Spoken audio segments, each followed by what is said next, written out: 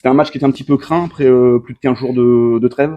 Ouais, c'est toujours compliqué. De toute façon, les matchs de reprise, c'est toujours un peu compliqué de se remettre dans une intensité de match, reprendre les automatismes et compagnie, quoi. Surtout que JB et Johan sont arrivés mercredi, donc on a eu vraiment 2 entraînements au complet. Donc voilà, c'est des paramètres qu'il fallait prendre en compte. Mais voilà, comme j'ai dit, c'est des matchs toujours un peu compliqués, matchs de reprise, mais ce soir on arrivait à bien maîtriser notre sujet.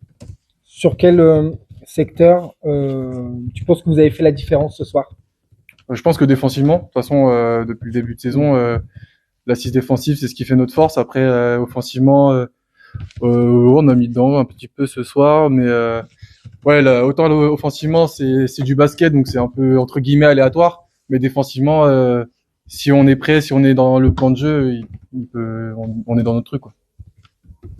Et ce qui est intéressant, Thomas, ce soir, c'est ce que j'ai remarqué, c'est que y a une vraie intelligence d'adaptation ce soir. D'habitude, vous êtes plutôt référencé sur votre adresse à 3 points, et en première mi-temps, vous avez mis beaucoup la balle à l'intérieur.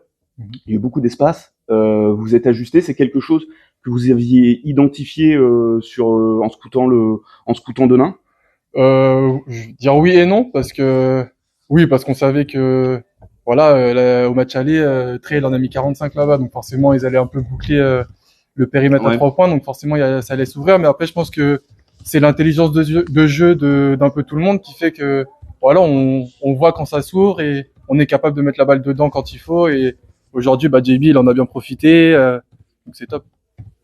Et est-ce qu'à la mi-temps, vous dites aussi que vous insistez peut-être sur la provocation des fautes, pardon, dans le sens où leurs 2 intérieurs sont à 4 et 3 fautes. Est-ce que vous insistez aussi là-dessus à la mi-temps? C'est aussi le discours ou pas? Non, pas spécialement, pas spécialement. C'est voilà, c'est le jeu qui amène ça. C'est que si leurs intérieurs font des fautes, c'est que nous on arrive à les provoquer ça.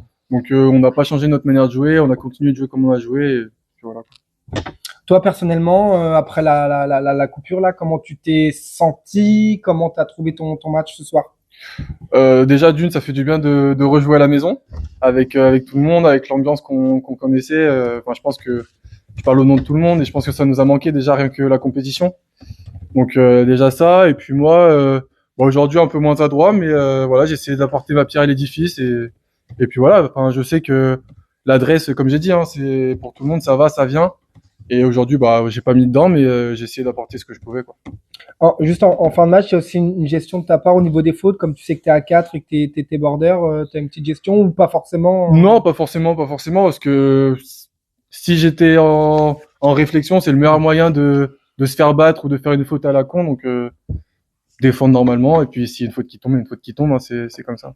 Il y avait un peu d'inquiétude à un moment là vers où Denain vous accroche. Vous êtes ultra dépendant là du duo Löfberg Bello scoring.